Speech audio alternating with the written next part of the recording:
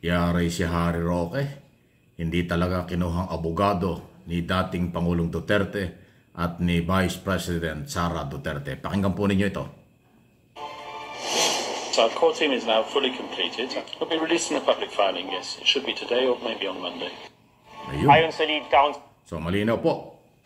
ng dating Pangulo na si Attorney Nicholas Kaufman, hindi kasama sa defense team si dating presidential spokesman Harry Roque. Ang kanyang pag-apply ng asylum sa the Netherlands hindi raw akma sa trabahong humarap sa International Criminal Court. Yan ang matindi. Malinaw na malinaw po yung hindi pala akma yung ginawa ni Harry Roque na mag-apply ng political asylum dyan sa Netherlands para maging abogado ni Duterte. So para saan yan?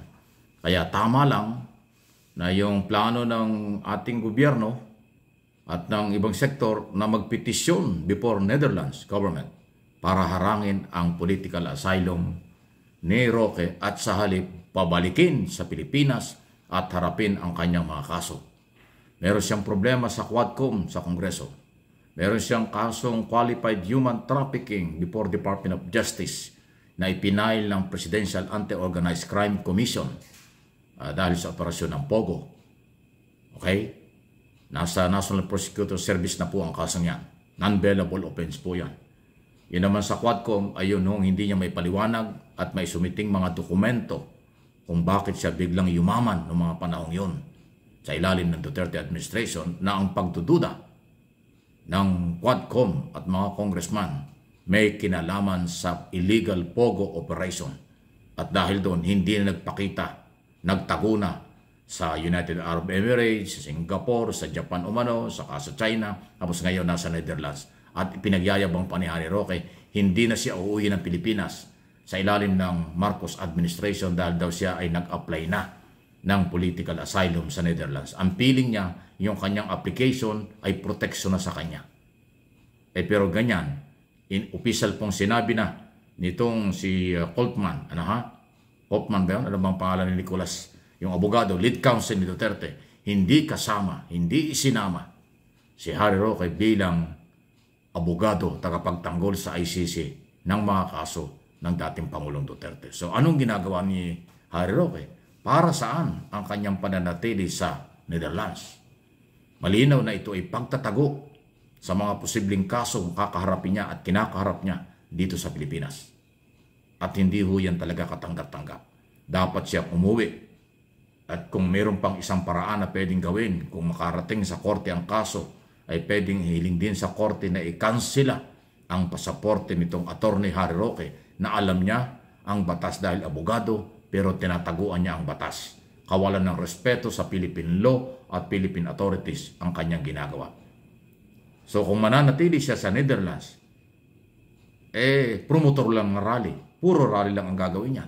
Puro press conference, puro interview, panlalait, paninira sa gobyernong Pilipinas. Dahil wala naman siyang trabaho ron.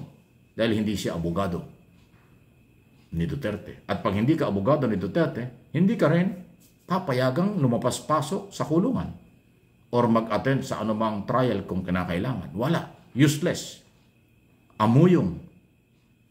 Di ba? Panggulo lang. Kung puro rally ang gagawin. So walang personalidad ang dating spokesman kay Roque. Ang ibig sabihin nito, walang tiwala sa kakayanan ni Harry Roque na nagpapakilalang international lawyer bilang kumatawan sa abogado ni Duterte. Para siyang sinampal kaliwat kanan, Roque. Hindi mo ba ramdam yun? Ang lupit ng ginawa sa iyo. Sa kadidikit at kadidikit mo kay Duterte at kay Sara Duterte, mag-ama, hindi ka naman pala pinagkakatiwalaan. Kasi kung merong tiwala sa iyo, dapat isinama ka bilang abogado.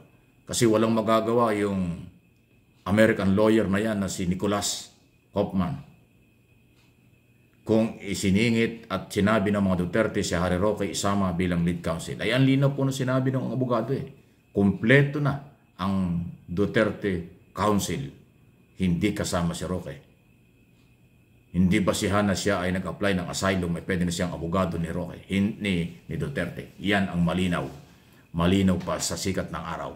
Si Roque ay nasa Europe para lang pagtaguan ng Pilipinas. Si Roque ay nasa Europe para lang maging speaker ng mga rally doon. na pro-Duterte anti-Marcos. Papayagan ba ng Netherlands government yan, ng Dutch government? Papayagan ba ng Philippine government na ganyan rin tayo ng isang abogado nagtatago at nasa labas ng bansa? Wow! Ano po inyong masasabi dyan? Padilim ng padilim ang kalagayan. Tsaka Roque, kung ikaw ay meron ka pang delikadesa, yung hindi ka sinama ng mga Duterte sa pagiging abogado, ibig sabihin yan, wala ka. Di ba? Mukhang tama si Panelo. Sino ba yun? Hindi ko kilala yun. Tama ang sinabi ni Panelo nung last week. Bakit mo ba ipinagsisiksikan ang sarili mo? Hindi ka kukuning abogado ni Duterte at yun na nga po ang nangyari. Kaya naman pala, eto na yun. Di ba? Kung yung mga gunita, 2 days ago, mayroon ng statement si Sara Duterte na siya ay parang naghahanda na sa pagbabalik. Parang pwede na siyang bumalik ng bansa. Tapos na raw yung kanyang mga dapat gawin doon. Kasi ang kanyang isa sa mga ginawa doon ay mag-organize, maghanap ng mga abogadong magdidepensa, abogadong dayuhan, abogadong hindi Pilipino para harapin ang kaso ng kanyang ama. At mukhang tapos na nga. Kasi ang sabi nga po ng abogado, kumpleto na ang team, ang defense team, defense council ni Duterte. Sila yon. Walang Pilipino, wala nga pong Roque. So yun ang dahilan kung bakit sabi ni Sara ay pwede na siyang umuwi, babalik na siya ng Pilipinas. Dahil nga po, yun naman ang unang sinabi niya. Kaya siya nandun sa Europe, ay naghahanap siya at nakipag-meeting sa mga abogado na kung sinong pwedeng magtanggol sa kanyang ama. Ayun, kompleto na pala. Babay na ang mangyayari. Kaya yung maiiwan doon na mga personalidad sa Europe, puro rally na lang ang gagawin. Karapatan niyo yan habang pinapayagan kayo ng Dutch police, Dutch government. Pero pag umabuso kayo at sumobra yan, baka magaya kayo sa mga OFW sa Qatar na nakakulong, pansamantalang pinalaya, pero may kaso pa rin. Meron pa rin pananagutan sa mga batas sa Qatar. Huwag niyong gawing Metro Manila. Huwag niyong gawing Pilipinas ang abroad sa inyong prinsipyo at paniniwala tungkol dito sa isyong ito. Mapapahama kayo. Tapos pagka kayo may problema, hindi naman kayo matutulungan. Philippine government pa rin, under President Marcos pa rin, ang tutulong sa inyo, katulad ng nangyari sa Qatar. Ilang araw nakulong, walang ginawa ang mga organizer, ang Philippine Authority, Philippine government, ang umapila at gumawa ng tulong, kaya pansamantalang pinalaya ang 17 OFW. Pero hindi pinapayagang umuwi ng Pilipinas. Hindi rin pinapayagang lumabas ng Qatar kasi under investigation pa rin sila. Pag napatunayan na talagang meron silang nilabag na batas, kaso pa rin, may pananagutan pa rin. Yan ay isang magiging malaking warning na huwag kayong paggamit sa mga promotor, mga organizer na magagaling magsalita.